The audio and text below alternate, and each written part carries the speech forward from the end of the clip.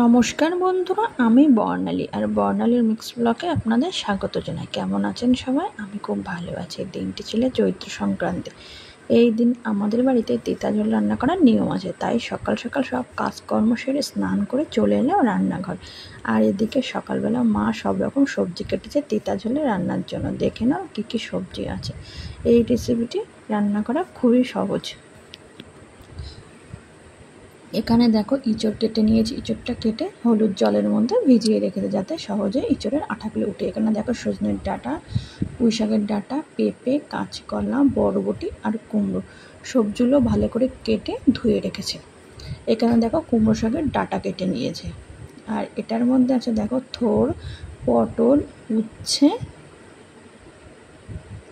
আর এখানে তিতো আছে, ডুমুর আছে। এখানে তিতোর মধ্যে হেলেঞ্চা, গিমা শাক, নিম পাতা, থানকুনি পাতা আর নিশিন্দে পাতা আছে।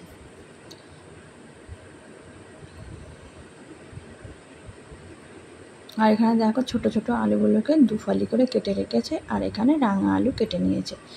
এখানে এবার গ্যাসটা অন করে কড়াই বসিয়ে দিয়েছি। কড়াইতে আমি জল দিয়ে দিয়েছি। আর এই যে জলটা দিয়ে আমি রান্না করব সেটা হলো ভোরবেলা স্নান করে এই জল তুলতে হয়, সেই জল দিয়ে রান্না করার নিয়ম আছে। আমি এই প্রথমবার রান্না করছি, আগে মায়ের সাথে সাহায্য করতাম। দেখো জলটা ফুটে উঠেছে, তারপর আমি কুমড়ো শাকের ডাঁটাগুলো দিয়ে দিলাম। কুমড়ো শাক ডাঁটাটা সিদ্ধ হতে দেরি হয় তার জন্য। তারপর দেখো কেটে রাখা ইঁচড়গুলো আমি দিয়ে দিলাম। তারপর দিয়ে দিলাম কেটে রাখা থোড়গুলোও দিয়ে দিলাম।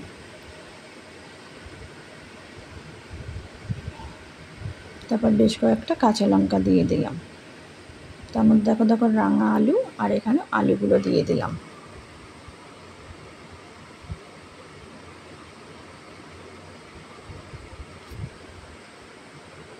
তারপর একটা ঢাকনা দিয়ে আমি ঢেকে রাখবো। রান্নাটা আমি লো ফ্লেমেই করছি। দেখো 5 মিনিট পরে আমি ঢাকনাটা তুলে নিলাম। তারপর দেখো ওই সজনে ডাঁটা, কুমড়ো, বরবটি, পেঁপে, আলু, পুঁই শাক ডাঁটাগুলো আমি দিয়ে দিলাম। আগের সবজিগুলো অল্প একটু সিদ্ধ হয়ে গেছে।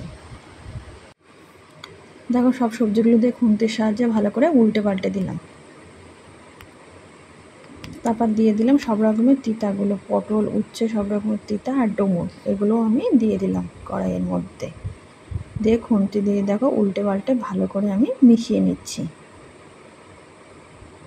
দেখো সবজিগুলো খুব সুন্দর সিদ্ধ হয়ে গেছে। এর উপর থেকে আমি লবণ ছড়িয়ে দিলাম। তারপরে এখানে আমি দেখো পরিমাণ মতো হলুদ একটা বাটির মধ্যে জল দিয়ে গুলিয়ে নিলাম, নিয়ে উপর থেকে আমি ছড়িয়ে দিলাম। এই খুন্তির সাহায্যে উল্টে পাল্টে দেখো আমি ভালো করে মিশিয়ে নিচ্ছি।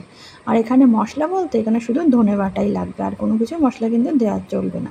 এখানে আমি 2 চা চামচ ধনে বেটে নিয়েছি। বাটা ধনেটাও আমি এই তরকারির মধ্যে আমি ঢেলে দিলাম। দিয়ে খুন্তির সাহায্যে দেখো ভালো করে আমি উল্টে পাল্টে মিশিয়ে নিলাম। তোমরা হয়তো ভাবছো হলুদটা বেশি হয়েছে, না, মোবাইলে ক্যামেরার জন্য হলুদটা একটু ওরকম লাগছে। দেখো সবজিগুলো সব সিদ্ধ হয়ে গেছে। আমি একটা পাত্রের মধ্যে নামিয়ে নিয়েছি। এই কড়াইয়ের মধ্যে আমি সর্ষের তেল দিয়ে দিলাম, আর অল্প একটু নারকেল আমি কুচি করে নিয়েছি। এবার কুচি করা নারকেলটা তেলের মধ্যে দিয়ে উল্টে পাল্টে আমি ভেজে নিচ্ছি। এর মধ্যে 3টে শুকনো লঙ্কা ফোড়ন দিলাম, আর অল্প একটু সর্ষে ফোড়ন দিয়ে দিলাম, আর 2টো তেজপাতা মাঝখান দিয়ে কেটে আমি তেলের মধ্যে দিয়ে দিলাম। দিয়ে খুন্তি দিয়ে উল্টে পাল্টে ভালো করে দেখো আমি ভেজে নিচ্ছি। নারকেলটা খুব সুন্দর লাল লাল করে ভাজা হয়ে গেছে। এবার তো সিদ্ধ করে রাখা তরকারিটা আমি ঢেলে দিলাম। দেওয়ার পরে আমি চিনি দিয়ে দিলাম 1 চা চামচের মতো। দিয়ে দেখো খুব সুন্দর খুন্তি দিয়ে ভালো করে আমি মিশিয়ে নিচ্ছি। দেখো কিছুটা সবজি একটা গামলার মধ্যে নামিয়ে হাতা দিয়ে একটু ঘাটিয়ে নিলাম যে ঝোলটা ঘন করার জন্য। এবার সবগুলো আমি একটা পাত্রের মধ্যে ঢেলে দিলাম। দিয়ে 2টো পাত্রের মধ্যে আলাদা আলাদা করে নামিয়ে নিলাম।